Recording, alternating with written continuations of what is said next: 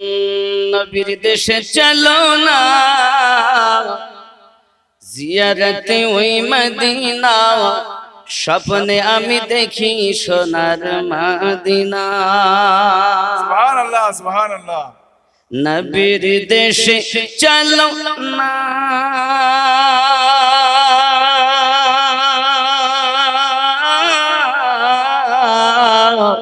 জিয়ারতে ওই মদিনা স্বপ্নে আমি দেখি সোনার মদিনা আমার নবী সোনার ছবি তো জাহানের নূরের নবী সেই নবীকে দেখার তরে মন হলো মোর দিওয়ানা স্বপ্নে আমি দেখি সোনার মদিনা নবীর দেশে চলো না জিয়ারতে ওই মদিনা স্বপ্নে আমি দেখি সোনার মদিনা জোরে হবে সুবহানাল্লাহ খোদা তোমার কাবা ঘরে নিয়মদের মেহমান করে কত হাজিরা সব তওয়াফ করে মোদের কেন ডাকো না স্বপ্নে আমি দেখি সোনার মদিনা হর ওয়াক্ত तसव्वुर में मदीने की गली हो हर वक्त तसव्वुर में मदीने की गली हो और याद मोहम्मद मेरी दिल में बसी हो हर वक्त तसव्वुर में मदीने की गली हो सुबहानल्लाह आए काश मैं बन जाऊं मदीने का मुसाफिर आए काश मैं बन जाऊं मदीने की मुसाफिर फिर रोती हुई तैबा को बारात चली हो हर तसव्वुर में मदीने की गली हो सल्लल्लाहु अलैहि वसल्लम ইহুদির বাড়ি পৌঁছালেন ইহুদি জায়গা রেখেছে আব্বাজি আমার নবী পাক গেলেন সেখানে বসলেন এমন সময়তে বাপ যে বেটাকে বলতেছেন বাবা রে যার প্রেমে তুই পাগল চোখ একবার খুলে দেখ তিনি আমাদের বাড়িতে চলে এসেছেন যদি বলুন সুবহানাল্লাহ সুবহানাল্লাহ মরা দেহে যেন জীবন ফিরে পেয়েছে চোখ পেয়ে দেখেন আমার নবী পাক সম্মুখে দাঁড়িয়ে যে চেহারা দেখে আজ বেতাব ছেলেটি চোখ দিয়ে পানি ঝরছে আর বলছে ইয়া রাসূলুল্লাহ ইয়া হাবিবাল্লাহ হুজুর আমার হালাত এমন হয়ে গেছে আমার নবী পাক বলেন এক কাজ করো জলদি করে কলেমা পড়ে নাও আমার নবী পাক কলেমা পড়ালেন লা ইলাহা ইল্লাল্লাহ মুহাম্মাদুর রাসূলুল্লাহ সাল্লাল্লাহু আলাইহি ওয়াসাল্লাম নবী পাক ডাকতে বলেন বলে এখন কেমন তোমার মেহসুস হয় হুজুর মনে হয় আমি আর বাঁচবো না আমার নবী পাক বলেন কি তাহলে কি মনে হচ্ছে হুজুর হয় আমি বাঁচবো না আমার নবীকে বলেন হুজুর আমার উপায় কি আল্লাহর হাবিব বলেন দুনিয়ার গ্যারান্টি আমি নবী নিলাম তোমার কবরের গ্যারান্টি নিলাম পুলসিরাতের গ্যারান্টি নিলাম আর জাহান্নাম থেকে বার করে জান্নাতের সার্টিফিকেট দিলাম সুবহানাল্লাহ জান্নাতের গ্যারান্টি নবী দিচ্ছেন ওই ছোট্ট বাচ্চাকে আমার নবী পাকের কাছে কলেমা পড়লেন সঙ্গে সঙ্গে তার সমস্ত গ্যারান্টি আমার নবী পাক নিলেন। নবী এইভাবে আপনার কেনা নিয়ে চলে আসতেছেন। এমন সময়তে বাবাজি আমার মালাকাল মাউত দাঁড়িয়ে আছে। এমন সময়তে মালাকাল মাউত তার রূহটা নিয়ে চলে গেল। পিতা দেখতেছে কি উপায়, বাচ্চাটার এখন আমার উপায় কি, আমি আর দেখে কি করব। কলেমায় যখন পড়েছে নবী পাককে বলেন, এই বাচ্চা এখন আমার নয়, আমি ইহুদি, সে হলো মুসলমান, বাচ্চাকে আপনি নিয়ে যান। আমার আপনার নবী পাক বলে, আয় সাহাবী রাসূল, আমার ছোট্ট আশিকের দেহ একটু ঝুমঝুম করে তাকে নিয়ে যেতে হবে, ঝুমতে ঝুমতে নিয়ে যেতে হবে। মদিনাতুল মুনাওয়ারার গলিতে গলিতে তার দেহ মোবারক নিয়ে আপনার ঘোরানো হয় আর দেখানো হয়, এই মদিনাবাসী তাকায়া দেখো, এটা হলো ছোট্ট আশিক, আমার নবী পাকের প্রেমের পাগল, এর দিকে সবাই দেখো। আমার আপনার নবী সাল্লাল্লাহু আলাইহি ওয়াসাল্লাম ওই আপনার দেহটাকে ঘোরানোর পর লাশ পচে, দেহ পচে। কথা বুঝবেন? আল্লাহর হাবিবের ইশকে যেগুলো দুনিয়া থেকে বিদায় নেয়, এগুলো লাশ হয় না, এ জিন্দাই থাকে। বাপজি আমার, এর অনেক কথা বলতে গেলে, তো যাই হোক, বিষয় হলো এতটুকুই, ওই রুহুবিহীন দেহকে ঘোরানো হচ্ছে। কিন্তু আমাদের চলতি ভাষায় দেহে যখন রুহু না থাকে তখন এর নাম লাশ। বলছে মরার আগে মরো, যারা মরার আগে মরে তাদের লাভ, আর যারা মরার আগে না মরতে পারে তারা শেষ। যারা মরার আগে মরেছে, মরার আগে মরণ বলতে দুনিয়ার সরজমিনে জীবিত থাকাকালীন মরে যাওয়া, এটি আলাদা জিনিস। পৃথিবীর সরজমিনে সেগুলো খেয়াল করতে হবে। আমরা যদি মরার আগে মরি, দুনিয়াতেও লাভ, আখিরাতেও লাভ। যারা মরে তারা পচে, আর যারা মরো অমর তারা পচে না। তাহলে মরার আগে মরে যেতে হবে, তাহলে লাভ। কোন ছেলে যদি আলেমের দিন হয়, তার আব্বা এবং মাতাকে মানে আব্বা এবং মাকে নূরের টুপি পরিয়ে জান্নাতে দেবে। সুবহানাল্লাহ। কোন ছেলে যদি হাফিজ হয়, তারও বাপ মা জান্নাতি হবে। তবে যদি কোরআন ভুলে যায়, বোবা করে তুলে। কোরআন মুখস্থ করা অত সহজ নয়, এ আল্লাহর দয়া ছাড়া হয় না। তাজবিদ সহকারে কোরআনুল মাজিদকে শিক্ষা করা ফরজ। হারাম হালাল নিজের প্রয়োজনীয় বিষয়গুলো জানা, তাজবিদ সহকারে কোরআনুল মাজিদকে তেলাওয়াত করা, শিক্ষা করা, হাফেজ হওয়া, আলেম হওয়া, মুফতি হওয়া, এগুলো ফরজ, এগুলো ভালো। তোমার যাহা প্রয়োজন হারাম হালালকে তুমি বুঝো। ওয়ারাতিলিল কোরআনা তারতিলা, তাজবিদ সহকারে কোরআন তেলাওয়াত করা, শিক্ষা করা। এখন এক লোকের তিন ছেলে, কয় ছেলে বললাম? তিনটে। তাহলে এক কাজ কর, বড় ছেলে আমার ইঞ্জিনিয়ার হবে, তাহলে ইঞ্জিনিয়ার বানাবা? হ্যাঁ। মেজরটাকে ডাক্তারি পড়তে দেবে, এমবিবিএস ডাক্তার হবে, কত লাভ হবে। আর ছোটটা তো মা বলছে এক কাজ করে, মাদ্রাসায় দাও। তো যে মাদ্রাসায় দিলে কি হবে?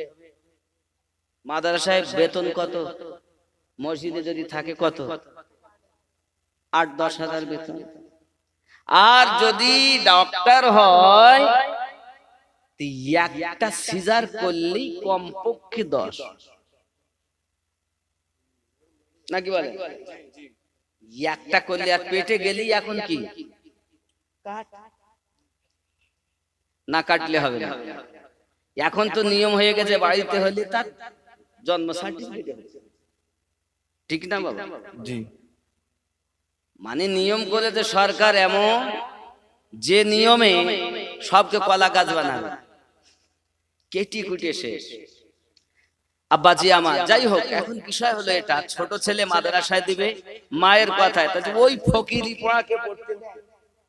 ও না আছে টাকা, না আছে কিছু। কিন্তু আপনি দেখুন, আপনাদের চাঁদোয়া দামাইপুরে যেসব মাস্টার আছে দেখবেন তাদের কোটো ভাগ করা আছে, এটা বাজারে, এটা অফিসে, এটা অমুক জায়গায়, খাতা ভাগ করা। তাকে গিয়ে যদি বলা হয় 10,000 টাকা ধার দাও, কিন্তু নাই। কিন্তু এই 10,000 টাকা বেতনের মৌলবীরা তাদের কাছে গেলে 5,000 টাকা দাও, তারা ধার দিতে পারে। জি এদের প্রতি আল্লাহর রহমত অনবরত বর্ষণ হচ্ছে। জোরে বলুন সুবহান। সুবহানাল্লাহ। রাগ করবে হয়তো কোনো মাস্টার থাকবে, কিন্তু কিছু করার নেই। খেয়াল করুন, ছোট ছেলে মাদ্রাসায় মাওলানা পড়তে দিয়েছে, মেজো ছেলেকে ডক্টরি পড়তে দিয়েছে, বড়টাকে ইঞ্জিনিয়ার। ছেলেরা সব বাইরে পড়াশোনা করে, বাড়ি আসবে যেহেতু সম্মুখে আপনার কুরবানি, কুরবানির সময় সব বাড়ি আসে, কুরবানির সময় বাড়ি আসবে। এখন ছেলে, বড় ছেলে, মেজো ছেলে এবং ছোট ছেলে, তিনজনেই আসবে। তা বাপ বলতে দেখ কাজ কর, কি না তো এতদিন তো এত টাকা ব্যয় করে সব লেখাপড়া শিখাই, তা যে একটু পরীক্ষা করি আমার ছেলেরা কে কত আমাকে ভালোবাসে। কিভাবে পরীক্ষা করবে না, তো বাড়ির ভিতরে দেখবেন পাকা ঘরের একটা স্টার ছাদ থাকে, সামসেট। ওই সামসেটে বাচ্চা গুলো আসবে আর বাপ গিয়ে লুকিয়ে গেছে সামসেটে, কাউকে বলবে না, যেন কি বলে আমি শুনবো। প্রথম নাম্বারই হলো বড় ছেলে ইঞ্জিনিয়ার, লহালক করে কাজ, দয়া মায়া কম, বাড়ি এসে দরজা, মা কি হলো বাবা, ইঞ্জিনিয়ার বাড়ি এসেছো? জি মা এসেছি। মা কাঁদছে বাহানা করে, মা তুমি কাঁদছো কেন? তোর আব্বা আমাকে মেরেছে। কি আব্বার এখনো পর্যন্ত হুঁশ হয়নি, এখনো মারে? আমরা বড় হয়ে গেছি, আমাদের মান সম্মান আছে সমাজে, এখনো মারে? শাবল কই? শাবল চেনেন না? শাবল কই? তাহলে কি করবি? বলে আব্বা কোথায় বলো, আব্বা আসলি মাথা ফাটিয়ে দেবে। আচ্ছা বাপ শুনছে না? লাখ লাখ টাকা ব্যয় করে বলো তাকে পড়িয়েছে।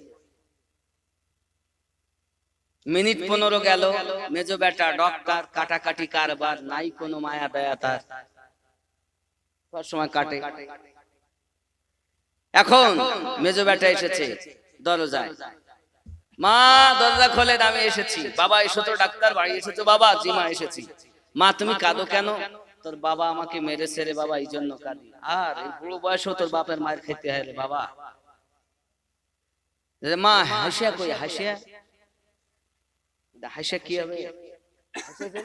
আপনারা কি বলেন? হাসিই বলেন তো, হাসিয়া কই গেলে কি হবে?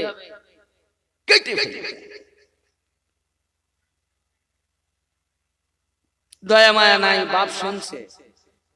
মিনিট 20 গেল, দরজার সামনে ছোট বেটা, আসসালামু আলাইকুম ইয়া আহলাল বাইত।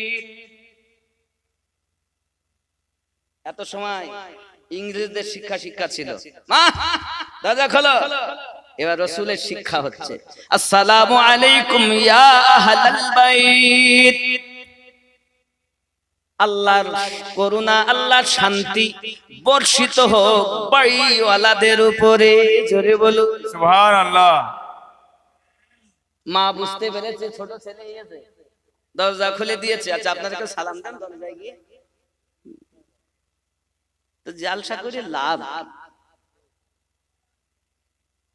যদি আজকের এই জালসা থেকে শিক্ষা নিতে পারেন, ইংরেজদের শিক্ষা নয়, রাসূলুল্লাহর শিক্ষা। দরজাতে গিয়ে আপনি বাড়িতে প্রথমেই সালাম দিবেন, আসসালামু আলাইকুম ইয়া আহলাল বলবেন।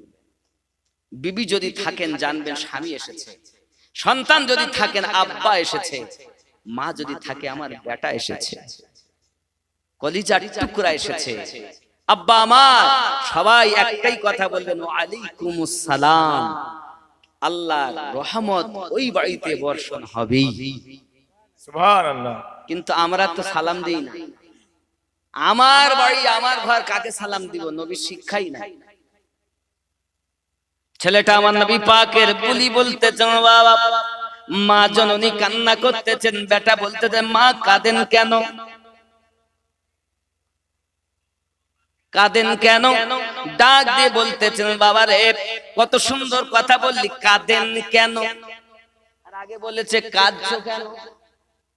এবার কাঁদেন কেন? এমন কেন কথা যে আমার নবী পাকের মাদ্রাসায় শিক্ষা গ্রহণ করি আমার নবীর রঙে রঙে যায়? কারণ কি জানেন বাবা?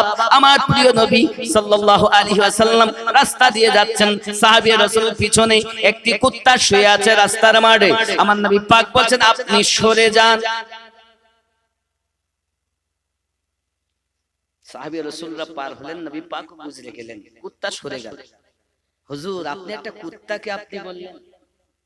নবী পাক শিক্ষা দিলেন, সাহাবী রাসূল আমার জবান থেকে যেন তুই বা তুমি না বার হয়, এজন্য আমি আপনি কুত্তাকেও বলা উম্মতকে শিক্ষা দিয়েছি। সুবহানাল্লাহ। আর এখনকার ছেলেরা এত লেখাপড়া করেছে, বলে তুই মানে আপনজন, তুমি মানে আপনজন। আব্বাকে যে আপনি বলে কথা বলতে হয়, মাকে যে আপনি বলে সম্মান সূচক কথা বলতে হয়, মায়ের জুতার সঙ্গে বিয়াদবি করলেও বিয়াদবি।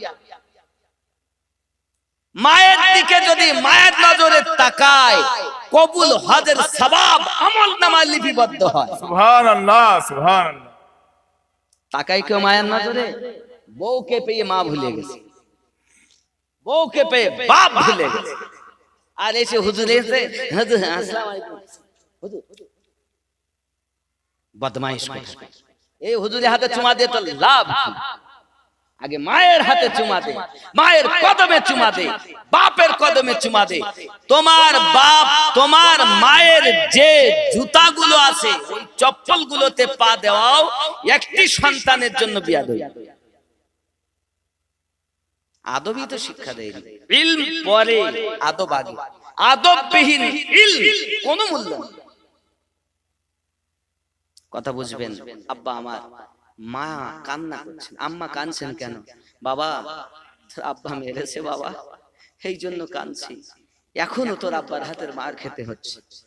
সন্তানের জবান থেকে বার হচ্ছে আম্মুজি নিশ্চিত আপনি আমার আব্বার কাছে কোনো অপরাধ করেছিলেন, নইলে আমার আব্বা আপনাকে মারতেন না।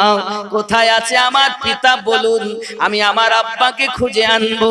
আমার আব্বার কদম দুটি ধরে আপনি ক্ষমা চেয়ে নেবেন, আল্লাহ রহমতের দরিয়া জোশ মারবে, জান্নাতের আটখানা দরজা আপনার জন্য খোলা হবে। সুবহানাল্লাহ। নবী পাকের বাণী বলতেছেন, ছেলেটি আব্বাজি আমার, বাপ শুনে লাভ মেরে পড়ে, লাভ মেরে পড়ে নিজের ছোট ছেলেকে বুকে চেপে ধরেছে। বাবা রে, তোর মাদ্রাসায় দিয়েছি ঠিক মতো খেতে পাসনি, ডাল তাও ডাল ছিল না, পানি লবণ গোলা হলুদ গোলা। মাদ্রাসা ছেলেদের তাকে পয়সা দিতে, আচ্ছা পয়সা জোটে না, আর ডাক্তারের জন্য ইঞ্জিনিয়ারের জন্য চলে। আব্বাজি আমার, এটি হলো মাদ্রাসা নবীর ঘর। এই মাদ্রাসায় সাদকায়ে জারিয়া রাসূলে পাক বলেন, এখন যদি আপনি দান করেন 11টা বরকত হবে, 11 রকমের ফজিলত নবী পাক বলেন। কয়টি? 11 প্রকারের হাদিসে রাসূল আমি আপনাদের শোনাবো। একজন ব্যক্তি 5000 টাকা দিতে পারে, 5000 টাকা দেন, একজন নবীর ঘর, পাঞ্জাতানে মিল হবে, 5 মিল হবে, একজন 5000 টাকা দিতে পারে। আমি মুসাফির, এই হাত দিয়ে আল্লাহর খানায় কাবা ধরেছি, এই হাত দিয়ে গারে সুর, যে সুর পাহাড়ের গর্তে আমার নবী পাক মক্কা থেকে মদিনায় হিজরত করা কালীন আপনার আশ্রয় নিয়েছিলেন, যেখানে সিদ্দিক আকবর রাদিয়াল্লাহু তাআলা জাং মোবারকায় মাথা মোবারকা রেখে আরাম করছিলেন, সেখানে গিয়ে নামাজ পড়ে এসেছি। খুব কষ্ট করে উঠেছি বাবা।